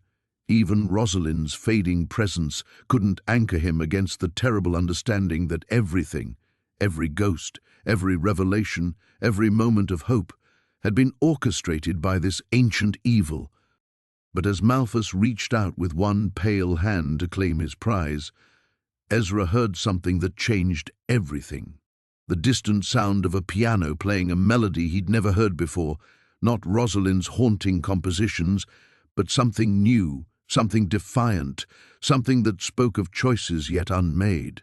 The real confrontation was only beginning. The melody grew stronger, defying the supernatural oppression that filled the hotel corridor. But this wasn't the ethereal piano music that had haunted Ezra's nights. This was real, physical sound drifting up from the saloon below. Human fingers on actual keys, playing with fierce determination against the darkness. Impossible, Malthus hissed, his ancient composure cracking for the first time. No mortal should be able to... The music swelled, and with it came a voice Ezra recognized, Doc Holliday, singing an old hymn with surprising strength despite his consumption-ravaged lungs. Other voices joined in. The saloon patrons who had fled earlier now returned and singing in defiance of the supernatural terror above. Rosalind's fading form suddenly solidified, her ethereal presence drawing strength from the mortal courage below. "You cannot bind what chooses to be free," she whispered, her milky eyes blazing with newfound power, "and you cannot harvest a soul that offers itself willingly to another." Understanding struck Ezra like lightning. The choice, the real choice, had never been about serving spirits or ancient evils. It was about what he was willing to sacrifice for the possibility of redemption. Malthus's pale eyes narrowed. "You think mortal sentiment can break chains forged in the depths of eternity? You think—" "I think," Ezra interrupted, his voice steady despite the cosmic horror surrounding him, "that you've made one mistake in all your centuries of manipulation." His gun hand stopped shaking, not because the fear had left him, but because he'd found something more powerful than terror, the willingness to lose everything for a single moment of genuine choice. "You assumed I was still trying to save myself." Ezra turned the Colt's barrel toward his own temple, the same spot where his scar marked the night he'd killed Mary Catherine Whitmore. Malthus stepped back in genuine alarm as understanding dawned across his ancient features. "You cannot," the entity snarled. "I have invested decades in your damnation. You belong to—" "Nobody," Ezra finished quietly. "That's what redemption really means, isn't it? Not earning forgiveness, but choosing to break the chains, even if it costs everything." Thorne's face went white with terror. "Blackwood, you don't understand what you're—" "Destroying?" Ezra smiled grimly. "Every plan you've built around my guilt, every scheme that required a broken weapon who believed himself irredeemable, every future victim who would have died because I was too cowardly to choose freedom over survival." The hymn from below grew stronger, and Ezra felt something he hadn't experienced in 23 years, perfect clarity. Not the false purpose Malthus had manufactured, but the terrible peace that came with understanding the true cost of redemption. "Rosalind," he said softly, not taking his eyes off the ancient evil before him. "The truth about Mary Catherine. Tell me." Her ethereal voice carried infinite sadness. She was already dying, Ezra. Consumption, same as Doc Holliday. Your bullet ended her suffering, not her life. The guilt you've carried, it was always a lie designed to break you. Malphus raised his hand, power crackling around his fingers like black lightning. Enough. You will serve willingly, or I will take what remains of your soul by force. Then take it, Ezra said calmly, his finger tightening on the trigger. Because a soul freely given in sacrifice is worth more than 1,000 harvested in despair. The ancient entity lunged forward, supernatural speed closing the distance between them in an instant. But Ezra had already begun to squeeze the trigger, his final act not one of despair, but of defiant hope. The gunshot cracked through the hotel like thunder, but instead of his own blood, Ezra felt ice-cold hands close over his, deflecting his aim at the last instant. Rosalind's ethereal form blazed with impossible light as she absorbed the impact meant for him, her spirit taking the bullet into itself like armor made of starlight. No, she gasped, her form beginning to unravel. Your redemption, not through death, through choice. Malphus screamed in rage as the willing sacrifice shattered his ancient bindings. The spirits he had controlled for decades materialized around them, no longer bound by supernatural chains, but free to act according to their own will. Sarah's form blazed with righteous fury as she turned on the entity that had enslaved her. Your power was always built on despair, Rosalind whispered as her essence faded. But hope, freely chosen hope, that breaks everything. Ezra caught her dissolving form in his arms, feeling her spirit scatter like morning mist. She had given up her existence, not the echo of life she'd clung to, but the very essence of her soul, to save him from his own sacrifice. The cost of victory wasn't his life. It was losing the woman who had shown him that redemption was possible. As Malphus's screams filled the night and the freed spirits turned their accumulated vengeance upon him, Ezra held empty air where Rosalind had been, understanding finally what true sacrifice meant.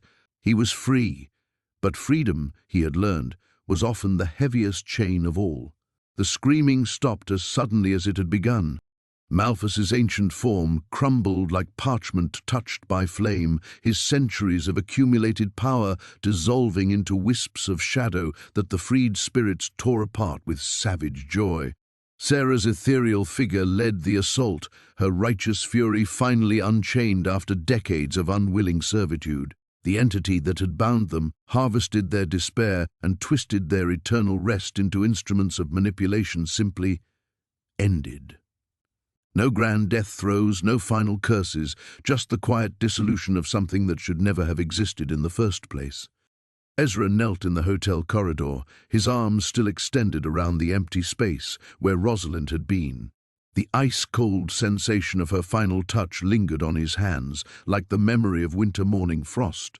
Around him, the supernatural chill began to recede, replaced by the ordinary Kansas night air that carried the scent of dust and distant rain.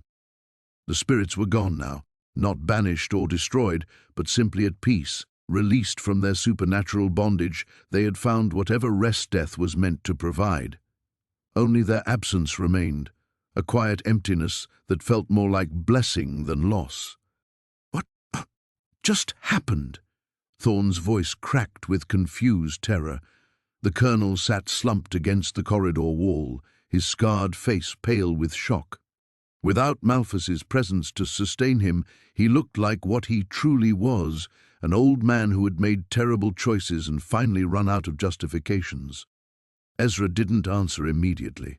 He was still processing the magnitude of what Rosalind had done, not just saving his life, but choosing to sacrifice her own ethereal existence so completely that even her ghost had been consumed. She had given up everything, including her final connection to the world, to break the chains that would have enslaved them both. "She's gone," he said finally, his voice barely above a whisper. The words tasted like ashes and revelation. Really gone. Not haunting, not echoing, not bound to anything. Just gone. The piano music from downstairs had ceased, replaced by the murmur of confused voices. Doc Holliday's distinctive cough echoed up the stairwell, followed by his drawling question, "You're live up there? Or do we need to start planning a more permanent send-off?" Ezra forced himself to stand, his legs unsteady beneath him. The Colt felt impossibly heavy in his hand, not with supernatural influence, but with the weight of choices made and consequences accepted. He looked down at Thorn, seeing not the mysterious colonel who had haunted his past, but a broken man who had traded his soul for power that was never really his to command. "The ledger," Ezra said quietly. "Where is it?" Thorn gestured weakly toward room 12. "Malthus's traveling case. Everything you need to expose the network, bring down the operations." He laughed bitterly. "For all the good it'll do now, without him pulling the strings, most of it will collapse on its own." Ezra retrieved the leather-bound book, its pages filled with names, dates, and enough evidence to shatter the carefully constructed web of corruption that had defined his adult life. But holding it brought no satisfaction, no sense of triumph. Justice felt hollow when purchased with such sacrifice. He descended the hotel stairs slowly, each step carrying him back toward a world he was no longer certain he understood. The supernatural clarity was gone, leaving him with nothing but ordinary human consciousness and the echo of what he had almost lost, and what he had definitely lost. Doc Holliday waited at the bottom of the stairs, his pale face etched with concern. The saloon patrons clustered behind him, their earlier terror replaced by nervous curiosity. They had felt the supernatural presence lift, sensed the moment when something fundamental shifted in the world around them. "Well?" Doc asked simply. "It's over," Ezra replied, though the words felt inadequate. How could he explain that an ancient evil had been destroyed by a love that transcended death? How could he make them understand that redemption sometimes required losing the very thing that made life worth living? The fog outside had begun to clear, revealing the first pale hints of dawn on the eastern horizon. Dodge City was waking up to a world subtly different from the one that had existed the night before. The supernatural weight that had pressed down on certain corners of creation had lifted, leaving behind only the ordinary struggles of ordinary people. Ezra walked to the piano where Rosalind had played her ethereal melodies. The keys were still warm from the mortal hands that had defied darkness with hymns and hope. He touched middle C gently, listening to the pure note fade into silence. Freedom, he realized, wasn't the absence of chains. It was the willingness to choose which bonds you accepted and which you broke, regardless of the cost. Rosalind had taught him that, and her final gift had been ensuring he survived to learn it. He was alive, truly alive, for the first time in 23 years. The guilt that had defined him was gone, burned away in the crucible of willing sacrifice. But the price of that freedom would follow him for whatever years remained. Dawn was breaking over Kansas, and Ezra Blackwood walked into it, carrying justice in one hand and grief in the other, understanding finally that redemption was just the beginning of the real work, the return.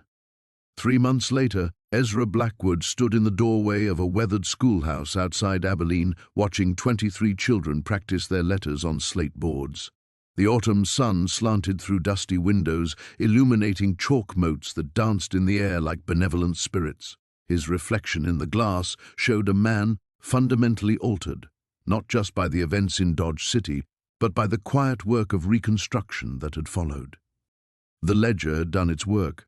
Federal marshals had swept through Kansas and 3 neighboring territories, dismantling the network that had used guilt and manipulation to harvest broken souls for purposes both earthly and otherwise.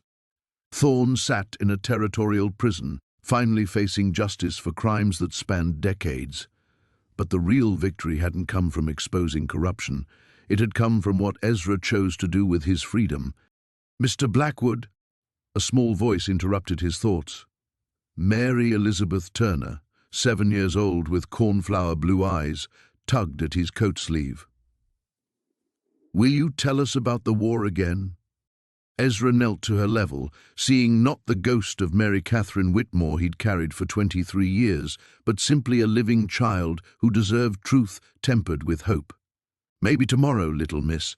Right now, Miss Henderson needs your attention on those arithmetic problems." The girl scampered back to her desk, pigtails bouncing. Ezra had never expected to find himself teaching children, not reading and writing, but something more essential: how to face difficult truths without being crushed by them, how to carry grief without letting it define you, how to choose hope even when hope seemed impossible. Clara Henderson, the young schoolmarm who'd hired him as her assistant, approached with a gentle smile. "You're getting good at that, talking to them without talking down to them." "Learning from the best," Ezra replied, meaning more than she could know. Rosalind's ability to see truth through surface appearances had become his model for everything. He'd discovered that children possessed a natural wisdom adults often lost. They could sense authenticity across any distance, forgive almost any failing, and offer grace where none was expected. The afternoon dismissed, Ezra helped Clara straighten the classroom while the children scattered toward homes where parents waited with ordinary concerns about chores and supper. Watching them run through the settling dust, he felt something Rosalind's sacrifice had made possible: the ability to see beauty without supernatural enhancement, to find purpose without mystical calling. "Will you be staying for supper again?" Clara asked, her cheeks coloring slightly. She was 24, practical as morning coffee, and possessed of the kind of steady courage that made her willing to hire a former gunfighter with mysterious references. Over the past months, she'd become something Ezra had never expected to find again: a reason to think about the future. "If you'll have me," he answered, hanging up the small blackboard he used for the older students' geography lessons. The simple domesticity of the gesture still surprised him. 3 months ago, his hands had been instruments of death and desperation. Now they shaped letters, steadied young fingers learning to write, and performed the quiet miracles of ordinary care. That evening, sitting on Clara's front porch while she prepared dinner, Ezra opened the letter that had arrived that morning from Doc Holliday. The consumption was winning their battle, but Doc's spirit remained characteristically indomitable. His spidery handwriting conveyed news from Dodge City. The saloon had new management, the hotel had been renovated, and life had settled into patterns that showed no trace of supernatural interference. "The piano still sits where she left it," Doc had written. "Sometimes I catch myself listening for those melodies she used to play. But maybe that's the point, remembering without being haunted. You always were better at the philosophical angles than the rest of us." Ezra folded the letter carefully, understanding Doc's meaning. The grief hadn't disappeared, but it had transformed into something bearable, not the crushing weight of guilt and supernatural manipulation, but the clean sorrow that came from having loved and lost genuinely. Rosalind existed now in his choices rather than his dreams, in the way he treated the living rather than the manner of his haunting. Clara called him to supper, her voice carrying the comfortable authority of someone who'd learned to depend on him. As he rose from the porch chair, Ezra caught his reflection again in the window glass. The scar on his temple remained, but it no longer throbbed with supernatural significance. It was simply part of his history now, neither shame nor badge of honor, but evidence that he had survived to become something different. Walking into the warmly lit kitchen where Clara waited with the patient smile that had become his anchor, Ezra Blackwood understood what Rosalind's sacrifice had truly purchased. Not just freedom from supernatural bondage, but the possibility of building something genuine from the ruins of what he'd been. Tomorrow would bring new students, new lessons, new opportunities to choose hope over despair. And in that ordinary rhythm of teaching and learning, tending and growing, he carried forward the love that had redeemed them both. The new beginning. The grace Clara offered before their simple meal had become as natural to Ezra as breathing. Her soft words of gratitude for daily bread, for safety, for the company of those who mattered. He no longer felt like an intruder at her table, no longer questioned whether he deserved the warmth of lamplight on familiar faces, or the taste of food prepared with care rather than mere sustenance. "The Henderson boy came by the schoolhouse again today," Clara mentioned, as she passed him the cornbread. "Third time this week. I think he's working up courage to ask about enrollment." Ezra nodded, understanding the unspoken complexity. Tommy Henderson was 14, old enough to work his family's struggling farm, but Clara suspected he could barely write his own name. Pride and poverty made for difficult decisions in families where every pair of hands meant the difference between surviving winter and going hungry. "I could ride out there tomorrow," Ezra offered. "Sometimes these conversations go easier man to man." It was a different kind of negotiation than any he'd known in his previous life. Not the desperate bargaining of someone trying to escape his past, but the patient work of someone invested in other people's futures. He'd discovered an unexpected talent for convincing skeptical fathers that education wasn't just book learning for rich folks, but practical preparation for a world that demanded more than strong backs and willing hands. After supper, they sat together on the porch swing Clara's father had built before his death. The evening air carried the scent of approaching rain and the distant sound of cattle settling for the night. Ezra had learned to find peace in such moments, not the supernatural calm that had briefly touched him in Dodge City, but the earned quiet that came from honest work honestly done. "I had another letter from the territorial superintendent," Clara said quietly. "He wants to visit next month, see how our little experiment is working."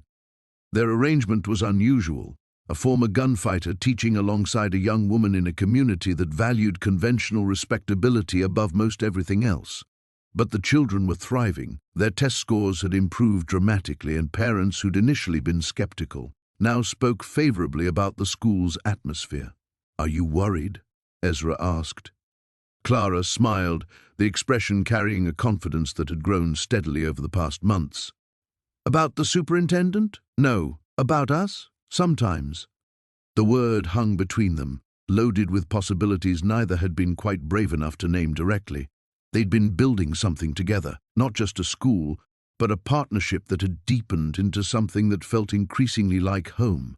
But both carried enough history to understand that hope required careful tending, that love worth keeping demanded patience and honesty. "I got a letter from Sheriff Masterson today," Ezra said, pulling the folded paper from his vest pocket. "The last of Thorne's network has been rounded up. Trials start next month." Clara took his hand, her fingers warm and calloused from practical work.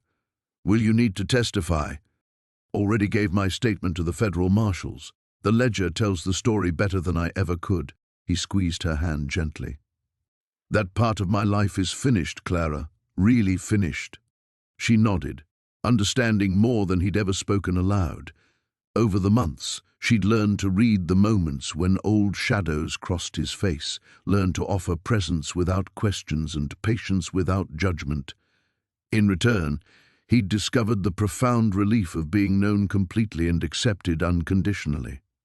A child's laughter drifted across the evening air from a neighboring farm, followed by a mother's gentle scolding about staying close to the house after dark. Such ordinary sounds had become precious to Ezra, evidence of life continuing in its eternal patterns of growth and care and simple human connection. "The MC Bride family is moving west next month," Clara said. "Their homestead will be available." It was close enough to the school for easy walking, far enough for privacy, with good soil for a garden and pasture for a few head of cattle. The kind of place where a man might build something lasting with a woman brave enough to see past his history to his possibilities. "Are you asking what I think you're asking?" Ezra said softly. "I'm asking if you think you'll be staying," Clara replied, her voice steady despite the color rising in her cheeks. "Here in Abilene, with the school, with me." The answer had been growing in his heart for weeks, but speaking it aloud felt like crossing a threshold he could never recross. The man who'd lived for 23 years in the shadow of supernatural guilt was gone, replaced by someone who understood that redemption wasn't an ending but a beginning. "Yes," he said simply, "if you'll have me. Not just as your teaching partner, but as whatever we might build together." Clara's smile was radiant in the lamplight spilling from the kitchen window. I was hoping you'd say that. As if summoned by their words, the first drops of rain began to fall, gentle and steady, promising good growth for whatever they chose to plant.